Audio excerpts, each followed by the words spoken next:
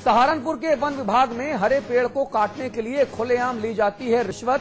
समाचार प्लस के कैमरे में कैद हुई रिश्वत लेते हुए वन विभाग के अफसर की तस्वीरें। दिल्ली पुलिस के कांस्टेबल सुभाष चंद्र तोमर की मौत की गुत्थी और उलझी। पोस्टमार्टम रिपोर्ट के हवाले से पुलिस ने किया दावा, सीने और गर्दन में गंभीर चोट लगी जिसकी वजह से आया था हार्ट अटैक।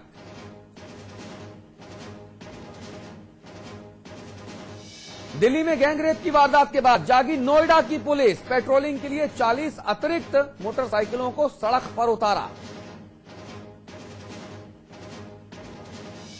और उत्तर भारत में कपकपा देने वाली सर्दी का सितम जारी। सामान्य से कई डिग्री नीचे गिरा तापमान। कोहरे की वजह से सड़क और रेल सेवा चरमराई।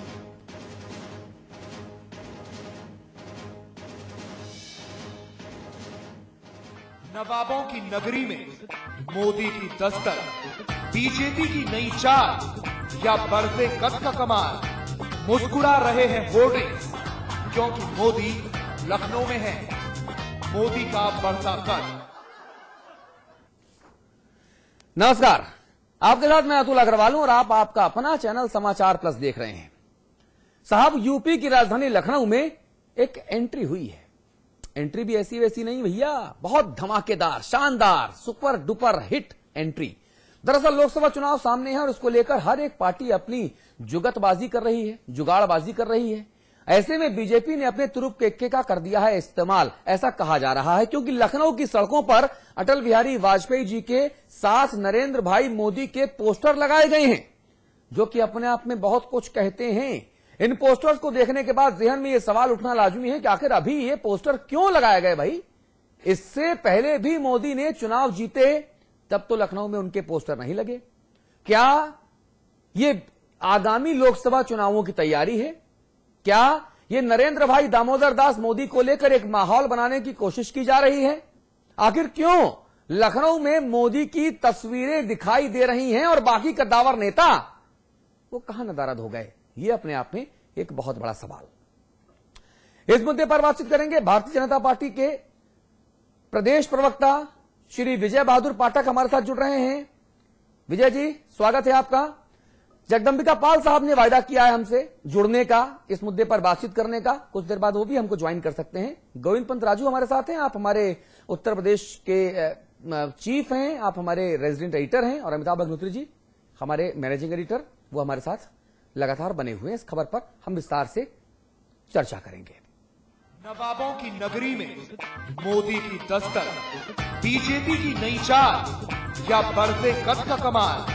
मुस्कुरा रहे हैं होर्डिंग्स क्योंकि मोदी लखनऊ में है।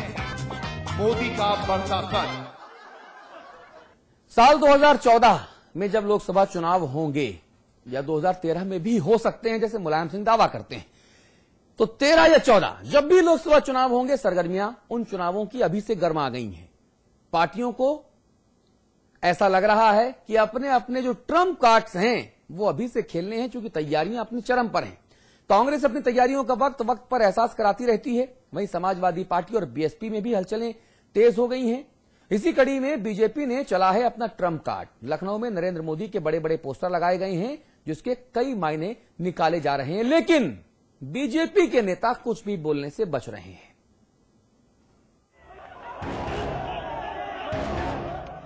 समाजवादी पार्टी कमीशन 2014, आवाजें उठी मुलायम सिंह को प्रधानमंत्री बनाने की। वहीं कांग्रेस ने भी की दो हाथ करने की तैयारी। अब ऐसे में भारतीय जनता पार्टी कहां पीछे रहने वाली थी?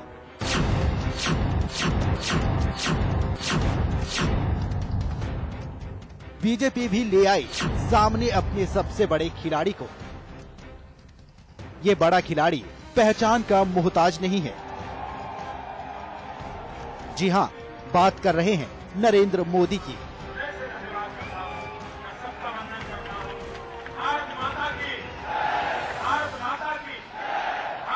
हाल ही में मोदी ने अपना करिश्मा गुजरात में दिखाया और अब तैयारी अगले दौर की है।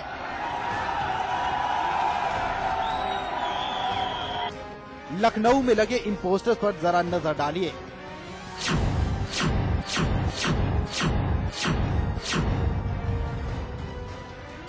नवाबों के शहर लखनऊ में मोदी की एंट्री, वो भी धमाकेदार अंदाज में। कहते हैं मुस्कुराइए, आप लखनऊ में हैं। और इसी मुस्कुराहट के साथ मोदी की ये तस्वीर लगाई गई है। लखनऊ में इस पोस्टर पर साफ साफ लिखा है, बड़े लक्ष्य की है तैयारी, अब है राष्ट्र धर्म की बारी।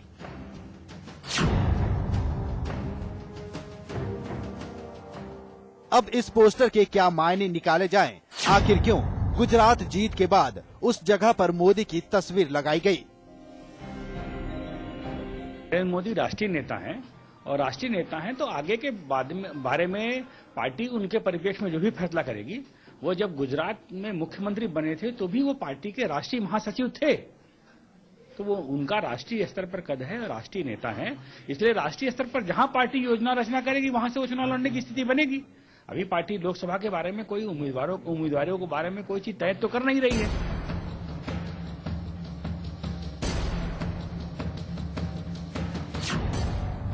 कहा जाता है कि केंद्र की सत्ता का ताला यूपी की चाबी से खुलता है, इसलिए नेताओं की नजरों में यूपी ही छाया रहता है। इसी कड़ी में एक झलक राजधानी लखनऊ में भी देखने को मिली।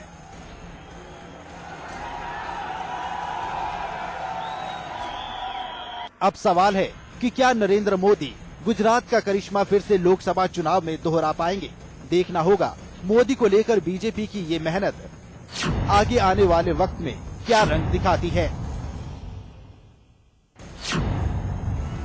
आलोक पांडे, लखनऊ, समाचार प्लस। उत्तर प्रदेश की बीजेपी में विरासत की रार हमेशा ठनी रहती है, लेकिन इस बार दिल्ली की सत्ता का लड्डू मीठे से परहेज करने वाले कई भाजपाइयों को ललचा रहा है। कैमरामैन रजनीश के साथ आलोक पांडे, लखनऊ, समाचार प्लस। जी, तो आपने बयान सुना विजय बहादुर पाठक साहब का। भारतीय जनता पार्टी के मुखर जो नेता हैं, जिनकी जो बात है वो दिल्ली दरबार तक आती है, जनता तक तो जाती है, वो हमारे स्टूडियोज में हैं। पाठक जी, मुझे एक चीज बताइए, भाई आपके नेता हैं, जहां मना है वहां पोस्टर लगाइए, मुझे उसमें कोई आपत्ति नहीं है। मैं तो केवल ये पूछ रहा हूं कि जो पोस्टर लगे इसके बारे में आपको जानकारी थी कि किसने लगाए? मैं नहीं पूछ रहा क्यों लगाए, किसने लगाए, बस ये पता चल जाए तो हमारा मतलब साक्षात वो हो जाएगा, पूरा हो जाएगा। मतलब अतुल जी, जिन लोगों ने लगाए हैं उन्होंने अपने नाम नीचे लिख रखे हैं। हाँ, और गुजरात के परिणाम, हाँ, और माननीय अटल बिहारी वाजपेयी का जन्म दिवस, दोनों संयोग से समय एक की तरह था। और हम चाहते हैं कि इस तरह के पोस्टर आपके गृह जनपद बांदा और बुंदेलखंड साइड में भी लगे। बिल्कुल लगाइए। मोदी मेरे घर की छत पे लगा दीजिए, मुझे कोई दिक्कत नहीं है। हालांकि मेरे घर के सामने नसीमुद्दीन सिद्दीकी के घर भी है, लेकिन आप मेरी छत पे लगा सकते हैं पोस्टर, कोई दिक्कत नहीं। आपने परमिशन दे दिया, अब हम वहां की इकाई को बता देंगे कि आपके छत पर लगा सके जी। लेकिन मोदी ने विकास को, गुजरात के चुनाव में विकास को एक नई पहचान दी है। और जो विकास से अछूते क्षेत्र हैं, उन क्षेत्रों में स्वाभाविक है मोदी जी पार्टी के राष्ट्रीय नेता हैं। मैंने पहले भी, अभी आपने जो बयान दिखाया, मोदी गुजरात जाने के पहले अमिताभ जी जानते होंगे, उन्होंने सफल संचालन किया डॉक्टर जोशी की यात्रा का। राष्ट्रीय स्तर पर वो पदाधिकारी थे, दिल्ली, हरियाणा सहित तमाम राज्यों के वो प्रभारी थे। तो जब वो गुजरात गए तो राष्ट्रीय परिप्रेक्ष्य में उनकी भूमिका थी। और तीसरी बार जीतने के बाद देश का आम कार्यकर्ता, उत्तर प्रदेश के तमाम लोग हमसे मिले और उन सारे लोगों ने कहा कि लोगों ने इच्छा व्यक्त की कि मोदी को राष्ट्रीय परिप्रेक्ष्य में आना चाहिए। आप जो बात कह रहे हैं वो बिल्कुल सही बात है। जब भी किसी भी पार्टी का कोई भी नेता किसी भी प्रदेश का जब मुख्यमंत्री बनता है तो उसका कद अपने आप राष्ट्रीय हो जाता है। वो कोई कहे चाहे ना कहे, चूंकि इस देश में अगर कोई भी मुख्यमंत्री है तो उसकी भूमिका राष्ट्रीय स्तर की हो जाती है स्वतः। लेकिन मोदी की भूमिका को अगर आप राष्ट्रीय मानते हैं तो भूमिका की परिभाषा क्या है, जनता को यह बता दीजिए। क्योंकि जब जब प्रधानमंत्री पद की बात आती है तब तब सुषमा स्वराज, अरुण जेटली, रविशंकर प्रसाद, गडकरी जी, आडवाणी जी, आपका निर्मला सीतारमण जी, आप खुद, लालजी टंडन, कलराज मिश्रा जी, एक दर्जन ऐसे नेता हैं जो साफ तौर पे कुछ नहीं कहते। आप कहते हैं साहब कार्यकर्ताओं की भावनाओं का ख्याल रखा जाएगा। इतनी बड़ी विजय हुई जब मोदी शपथ ले रहे थे आज तब, और जब वो जीते तब, जब उन्होंने जनता को संबोधित किया था। तब वहां पे माइलस्टोन बनाए गए थे, उसमें लिखा था दिल्ली 0 किलोमीटर। उन्होंने मंच से कहा भी था कि अगर आप लोगों का इतना ही इच्छा है तो ठीक है, मैं शपथ लेने के एक दिन बाद दिल्ली एक दिन के लिए हो आऊंगा। जी। जब इतनी बड़ी तरीके से जनमानस आवाज दे रहा है तो पार्टी को अनाउंस करने में क्या दिक्कत है? नहीं अतुल जी, बात आपकी सही है और जो जन भावनाएं हैं वो कार्यकर्ता व्यक्त कर रहे हैं, पर यह आज ही तो उन्होंने मुख्यमंत्री की शपथ ली है। हाँ। आगे जब पार्टी के लोग बैठेंगे, विचार करेंगे, हाँ। जो तय करेंगे वो अवगत कराया जाएगा। यानी कि इसकी संभावना बनी हुई है ना, यानी कि ये संभावना बनी हुई है ना। और अटल बिहारी वाजपेयी जी के स्वघोषित उत्तराधिकारी जो हैं लालजी टंडन साहब या कलराज मिश्रा जी, अब उनके अलावा मोदी साहब का नाम सामने आ गया है आधिकारिक तौर पर। इस बात से इनकार कैसे कर सकते हैं? सेंट्रल केंद्रीय चुनाव समिति तय करती है और जिसे लोकसभा का प्रत्याशी जहां से तय करेगी हाँ। वो हमारा उम्मीदवार होगा। हाँ। तो केंद्रीय चुनाव समिति जो जिस फैसले को करने वाली है हाँ। उसके बारे में अधिकृत तौर पर मैं यहाँ कैसे बता सकता हूँ? नहीं, आप बताइए, नहीं केवल संकेत दे दीजिए, हम समझ जाएंगे। नहीं, तो जिन बातों को संकेत देना है उन बातों को प्रदेश की जनता भी समझ रही है, देश की जनता भी समझ रही है। जगदम्बिका पाल साहब जुड़ गए हैं, जगदम्बिका पाल साहब जुड़ गए हैं। आप वरिष्ठ कांग्रेसी नेता हैं, सांसद हैं। पाल साहब, बहुत स्वागत है आपका समाचार प्लस चैनल पर। मुझे बताइए, अब गुजरात से निकलकर शपथ लेने के बाद नरेंद्र भाई दामोदर दास मोदी की बड़ी बड़ी जो फोटो हैं वो अटल बिहारी वाजपेयी जी के साथ लखनऊ में लगाए जाने का मतलब क्या है? अगर आप कुछ समझ पाए तो, चूंकि आप उत्तर प्रदेश की राजनीति में तो बहुत बड़े धुरंधर हैं। नहीं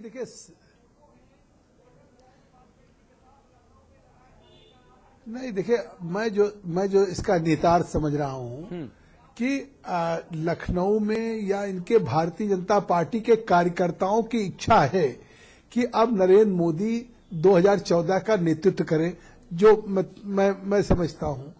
लेकिन इनके नेतृत्व में भ्रम की स्थिति है। जो बात आपने जो सवाल पूछा इनसे कि भाई आपके राष्ट्रीय अध्यक्ष नितिन गडकरी जी हों, यहां तक कि अरुण जेटली जी जो इसके पर्यवेक्षक थे गुजरात के चुनाव के, और अभी जब शपथ थी तो तब भी वो पर्यवेक्षक के रूप में गए थे। जब उनसे सवाल पूछा गया कि 2014 के लिए अब नरेंद्र मोदी जी क्या घोषित आपके प्रधानमंत्री के उम्मीदवार हो गए, तो उन्होंने कहा नहीं, अभी ऐसा कोई निर्णय नहीं है। तो इसका साफ है कि इनके भारतीय जनता पार्टी के कार्यकर्ताओं की इच्छा तो इनकी है कि नरेंद्र मोदी को घोषित कर दिया जाए, और उसी के निहितार्थ इन्होंने अपने उस पोस्टर्स पे भी नरेंद्र मोदी को पहली बार शायद लगाया है। अभी देश के बाहर अटल बिहारी वाजपेयी जी के जन्मदिन पे शायद ये आप पहली बार देख रहे होंगे कि नरेंद्र मोदी का लगा। अच्छा, नरेंद्र मोदी भी जब चुनाव इस बार लड़े हैं तो केवल विकास के मुद्दे पे नहीं लड़े हैं, मतलब सभी पूरे गुजरात में मैं भी गया था, लोगों ने कहा साहब मुरारजी देसाई भाई के बाद अब बारी है फिर गुजरात की नरेंद्र मोदी की। तो मतलब वहां हर कंस्टिट्यूएंसी में इनको भारतीय जनता पार्टी के कार्यकर्ताओं ने प्राइम मिनिस्टर के रूप में ही और कहा कि ये कोई राज्य का चुनाव नहीं है। खुद भी नरेंद्र मोदी आप देखते थे कि अपनी चुनाव सभाओं में विकास की बात नहीं करते थे, वो मनमोहन सिंह जी पे अटैक करते थे, सोनिया जी पे अटैक करते थे, राहुल जी पे अटैक करते थे, केंद्र पे अटैक करते थे। तो इससे साफ है कि वो अपनी जो असफलताएं थी या उस पर कोई चर्चा नहीं होने देना चाहते थे।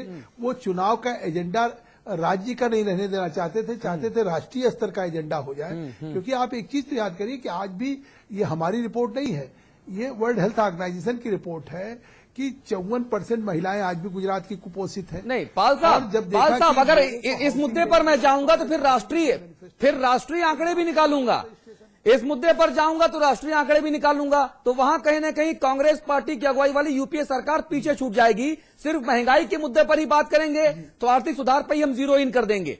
मैं सिर्फ एक बात कहूंगा कि अगर नरेंद्र भाई दामोदर दास मोदी ने सोनिया गांधी जी, मनमोहन सिंह जी, राहुल गांधी जी पर निशाने साधकर कांग्रेस पार्टी के प्रचार अभियान को डिरेल कर दिया तो ये तो मोदी जी की काबिलियत है।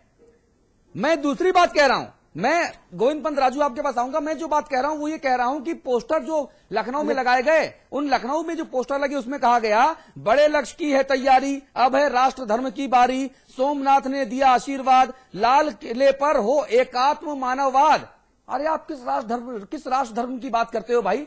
2002 में अटल बिहारी वाजपेयी जी ने प्रेस से मुखातिब होते वक्त देशी विदेशी मीडिया कैमरों के सामने राष्ट्र धर्म का पालन करने की नसीहत नरेंद्र मोदी जी को दी थी।